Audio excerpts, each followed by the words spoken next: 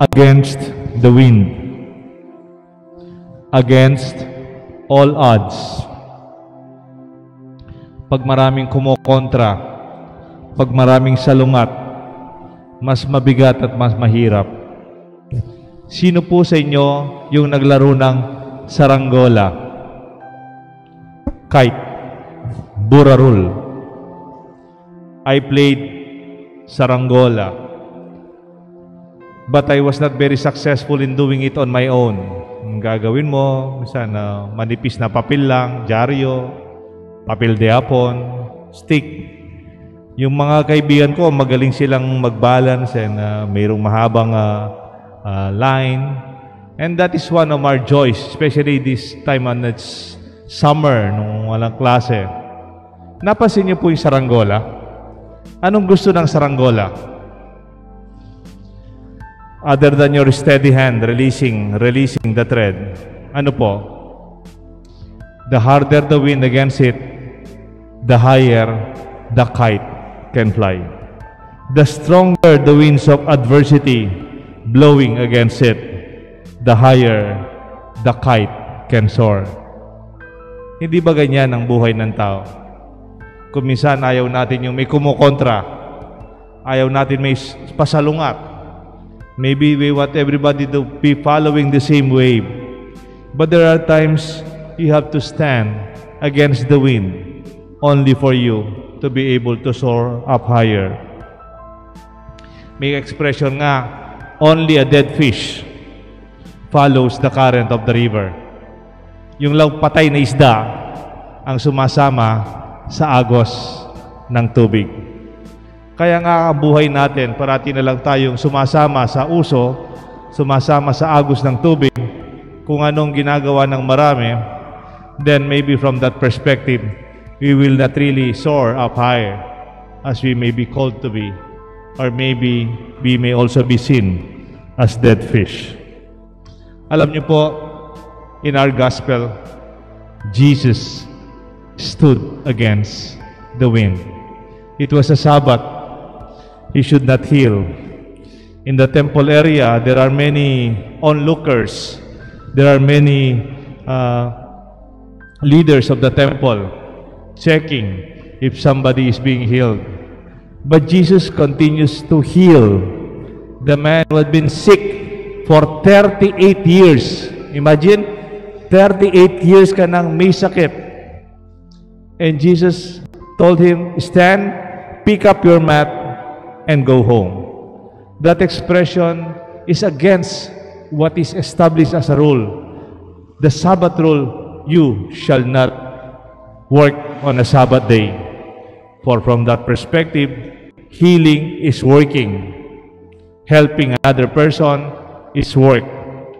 Did you know the reason why Jesus was crucified? Alam niyo po yung bintang, ang kaso na linaban kay Jesus, kaya po siya naipako sa krus more than the other concerns against Him. Isa sa mga dahilan na ipako sa krus si Jesus dahil siya ay naghilom, tumulong, cured during Sabbath day. Ito ang isa sa mga kaso na pinaratang kay Jesus. But against all odds, Jesus healed and he didn't even worry about it. Pope Francis is my idol. 84 years old. Nahirapan din po siyang lumakad, kamukha ko. Pero sa kanya, mas masakit. Kasi meron siyang parang, meron po siyang pain dito sa likuran, no? Sa kanyang back, lower back. Kaya maybe a month ago, actually, nag-absent po siya sa kanyang mga public appearances because of spastica, pain of nerves dito po sa likod. And yet, after a week or two, nabigla po tayo, nagpunta siya ng Iraq. While we are concerned with our own safety, while we are still into lockdown, while we are still in the process of protecting each other with our mask, Pope Francis went against all odds. He did something counter to the culture of our times, to save yourself, to protect ourselves. I'm sure He did it with doctor's advice and with the protection of all of them were already vaccinated. But still, I'm amazed by the spirit of this man to visit the Christian communities in Iraq who have been waiting for a long time for a pope to visit them. He was swimming against the current. He was doing it against all odds. Many people would have advised against it. He was flying against the wind. He was taking risk, in a sense, for the faith and those people at Iraq be recognized. May sinabi po si San Agustin. Sabi ni Saint Augustine, faith is to believe what you do not see. And the reward of faith is to see what you believe. Ang pananampalataya ay ang naniniwala sa hindi mo pa nakikita. At ang gantimpala ng paniniwala ay ang makikita mo ang inyong pinaniwalaan. And this is another expression of strong determination. Kasi pag may problema tayo, suddenly, we easily give up. May nasabi lang ng iba, napintans ka lang, nabiro ka lang, you're very sensitive. Meron po siyang Filipina-American. She was born without legs. Ang pangalan niya, Jessica Cox, C-O-X. Of course, dito sa Pilipinas, pag ang bata sinilang walang paa, yun na yun.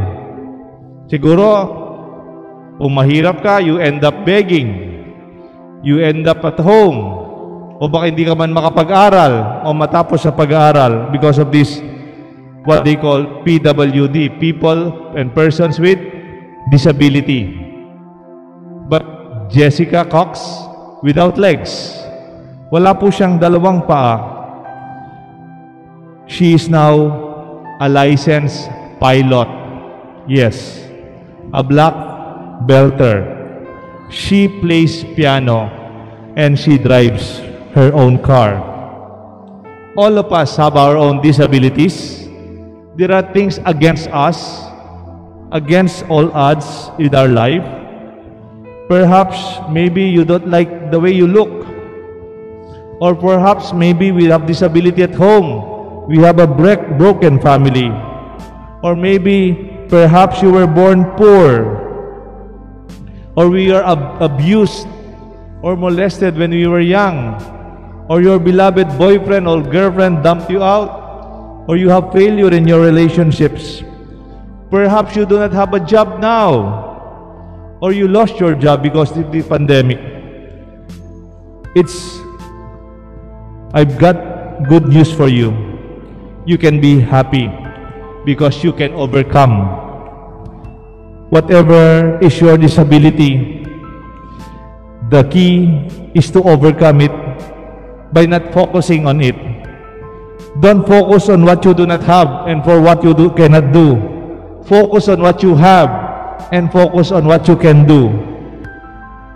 Focus on your possibilities and do not mind too much your disabilities.